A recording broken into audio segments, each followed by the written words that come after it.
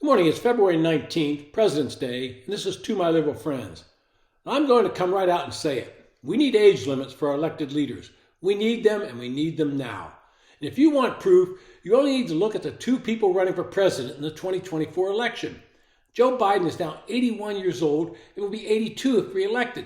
That means he would be 86 if he finished another term. The special counsel investigating his retention of classified documents described him as, quote, an elderly man with poor memory. That's tantamount to being called our senile old grandfather who can't remember much and tells us stories to amuse us. Donald Trump, no spring chicken, is 77 and would be over 80 if he finished a second term. He goes off script and says things that make no sense. Earlier this month, he questioned where Nikki Haley's husband was and why he was not on the campaign trail with her. I guess nobody told him that her husband is a military officer and is deployed overseas. Then this week, he basically inarticulately told Vladimir Putin that if I'm president and one of my NATO allies doesn't pay enough for defense, then you can go ahead and invade them. I'm not going to defend them. But it does not stop there. Congress has become a haven for the geriatric set. In the U.S. Senate, there are 33 members. That's 1/3 of the Senate that are 70 years or older. Dianne Feinstein passed away earlier this year at age 89, and it was obvious that she was suffering from dementia. Senator Feinstein was a brilliant woman and very capable senator early in his career. I met with her several times, and she was on top of the issues. But age takes its toll. And in the end, she was not performing the duties of a U.S. senator, and it was her staff making the decisions. It's the same over in the House of Representatives, where over 60 members of the House are over the age of 70, and they keep right on running.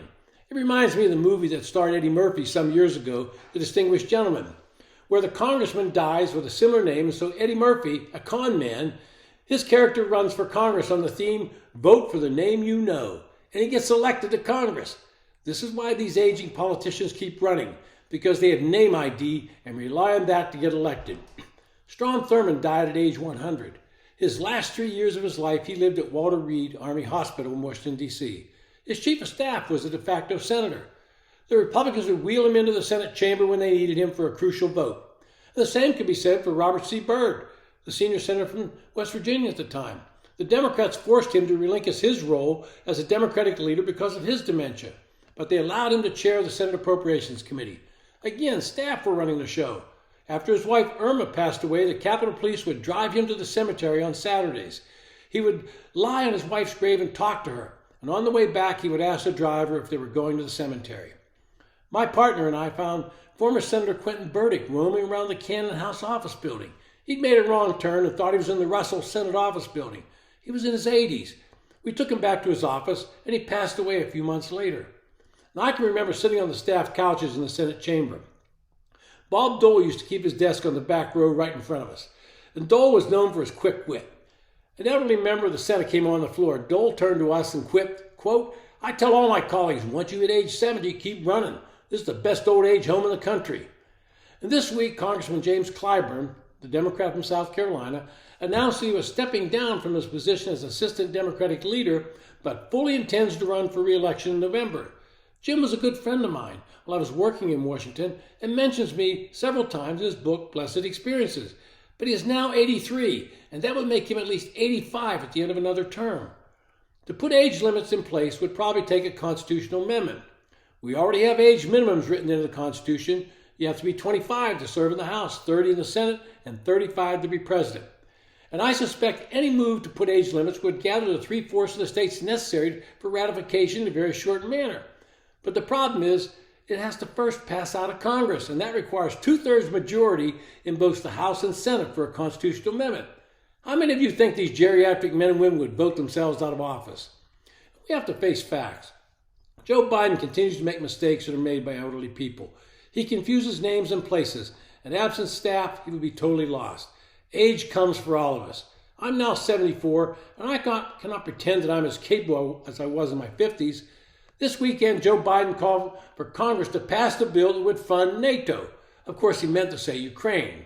But these memory slips are coming faster and faster, and almost a daily occurrence. In his press conference denouncing the special prosecutor's report, he mixed up Mexico and Egypt.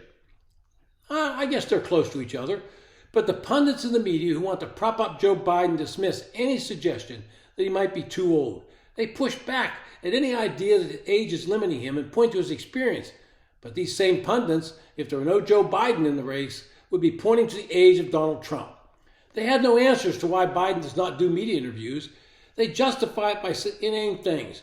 Take Ted Kaufman, Biden's 84-year-old longtime friend, former chief of staff in the Senate, and the man who succeeded him as senator when Biden became vice president. Here's Kaufman's explanation. Quote, "The federal government is an incredibly complex place, and the issues around the federal government are very complex. And very often there are commentators in the media who don't understand some of the bigger issues, so they go to issues they can understand." End quote. In other words, the people who would interview Biden don't know enough to conduct the interview. Give me a break. It is a complex thing, and it requires somebody on top of their game mentally. Now, I don't know how to get age limits done. Maybe we have to put it in place, yearly cognitive tests for elected officials after a certain age. Nikki Haley suggested that. They would be nonpartisan, conducted by a medical team, and if that official does not pass, they are immediately removed from office. The stakes are too high for us to allow a bunch of old people who might be suffering some form of dementia to be leading the nation. We cannot just turn a blind eye and allow their staff to run the country. This has been To My Liberal Friends. Thanks for listening.